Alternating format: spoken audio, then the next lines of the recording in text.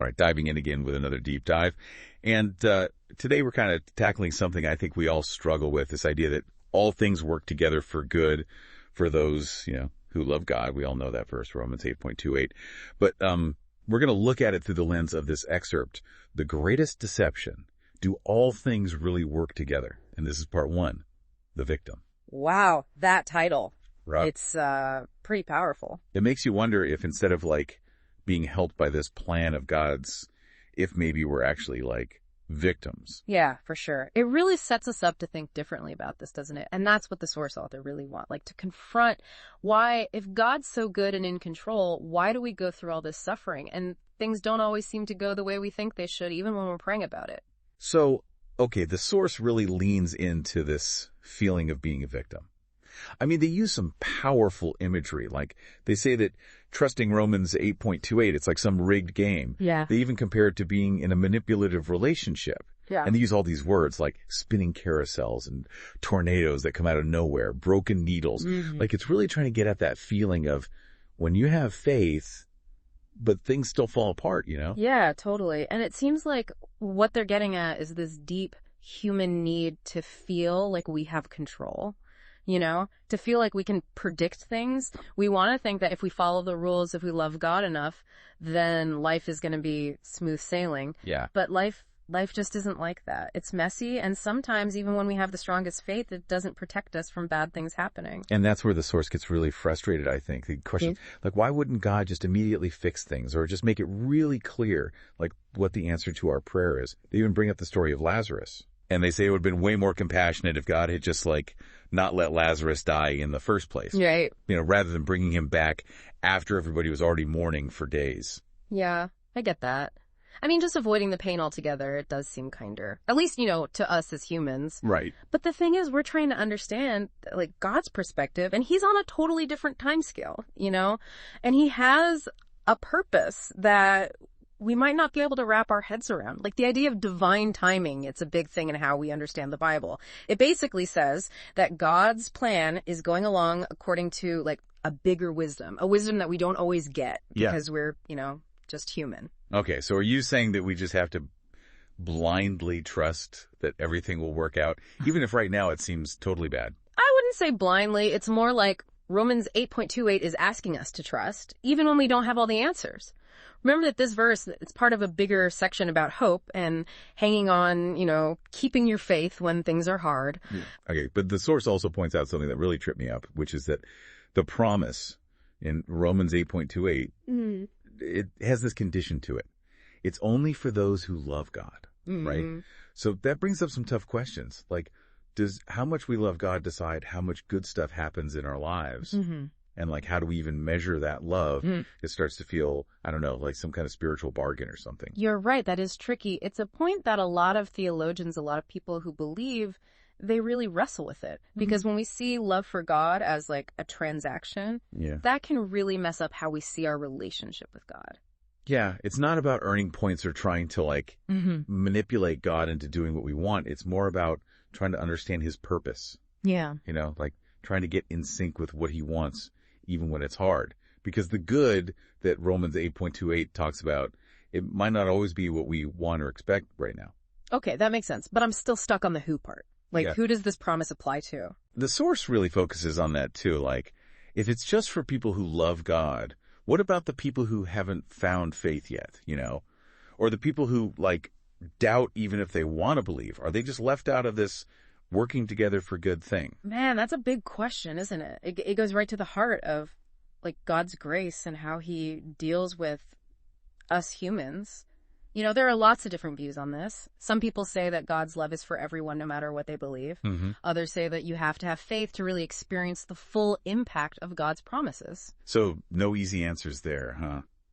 But going back to the source, their struggle really hit home for me. They talk about this pressure to love God and accept his will, even when it feels so unfair. And it's you have to put on a happy face and say, God is good, even when you're hurting inside. Yeah, I can see that. And when faith becomes an act, you're trying to hide your real feelings or pretend you don't have doubts. Yeah. That can really hurt you spiritually.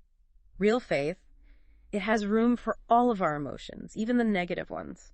We can be angry, we can grieve, we can be confused, and bring all that to God. He's not going to judge us. It's like the source says, it's like those old photos where everyone's all stiff and smiling in this fake way. Right? Trying to force yourself to be happy when you're going through something really painful. Yeah, totally. It just doesn't feel right, does it? No. It's like trying to stuff your messy life into a perfect little box of theology. Mm-hmm. But faith isn't about denying the hard stuff. It's about finding God in the middle of it. Yeah, exactly. And the source says that this pressure to look like you're loving God actually pushes us away from him. Yeah. Like we're so busy doing all the right things and saying the right words that we lose that real connection. Yeah. That vulnerability that a real relationship needs. That's so important. It's not about trying to earn God's love by being super religious. It's about getting closer to him, being honest with him, even when we feel broken. That's usually when we really feel God with us, in those tough, real moments. The source brings up Lazarus again. But this time they focus on his sisters, Mary and Martha. And they're like, if Jesus had just told them ahead of time that he was going to bring Lazarus back, they wouldn't have had to go through all that grief. Why make them suffer if he already knew it was going to happen? That's a question that gets at the whole problem of why bad things happen when God's supposed to be good, Why does he let us go through pain and loss if he can stop it? People have been asking that question for centuries. And the source doesn't hold back. They straight up ask God, if you knew my prayer wasn't going to be answered the way I wanted, why even make me pray? It's so raw and honest, Like it's the pain of feeling like God's not listening, or even worse, like he's playing with us. They even use video game stuff to explain it. Yeah, I thought that was really interesting. Like, they say it's like playing Super Mario Bros., but wishing you could skip all the levels and just win, right? Or even more like that show Squid Game, where people have to play these deadly games just to survive. They're like, why would God make us go through something like that spiritually, especially if he already knows the ending? Yeah, those are powerful comparisons. And they really show how much we just want to avoid suffering, right? Yeah. Like we want to take the easy way out, even in our faith. But it does make you wonder, is suffering something we need to go through to grow spiritually? Do we need to go through those hard times to come out stronger? That's a tough one. And different religions have different answers. Some say that suffering is how our faith is tested and made pure. Others say that suffering comes from our own choices or just because the world is messed up, Like, it's the consequence of living in a fallen world. Wow. So much to think about. Yeah. It seems like there's just no simple answer to why we suffer. Mm-hmm. But I can relate to how hard the source is trying to make sense of it all. And it's great that they're so honest about it. They don't hold back from asking the tough questions, even if it means wondering if God's doing the right thing. In the end, they feel kind of stuck, like they're just a victim of God's plan, and all they can do is just give in and accept it. Yeah, that's sad. And I think it shows how this idea that everything happens for a reason, it can be used to shut people down when they're hurting, like telling them to just get over it. That's true. We can't use Romans 8.28 to minimize someone's pain or make it all spiritual. Sometimes the best thing we can do is just listen and admit that we don't have all the answers. So it's like we have to balance these two things, right? Knowing that suffering is real, but still believing that God can bring something good out of it, even if we don't see it yet. Exactly. And maybe that's where really understanding what it means to love God comes in. It's not about blindly obeying or pretending we don't have doubts. It's about trusting him and letting go, even when we don't know what's going to happen. So maybe Romans 8.28 isn't saying that we'll never have problems. Mm-hmm. Maybe it's more like an invitation to be close to God and trust his goodness. Yeah. Even when we don't get why things are happening. Yeah, and to remember that what God sees as good might not be what we think is good. It could be something way bigger and more amazing than we can even imagine. It might take time, and it's going to include both the good and bad stuff in our lives, but God's using it all to create something meaningful. That's a beautiful way to look at it. It's like faith isn't about reaching a finish line. It's a journey, and it's okay to have questions and doubts along the way. Definitely. And a lot of times, those doubts and questions, they're what make our faith stronger.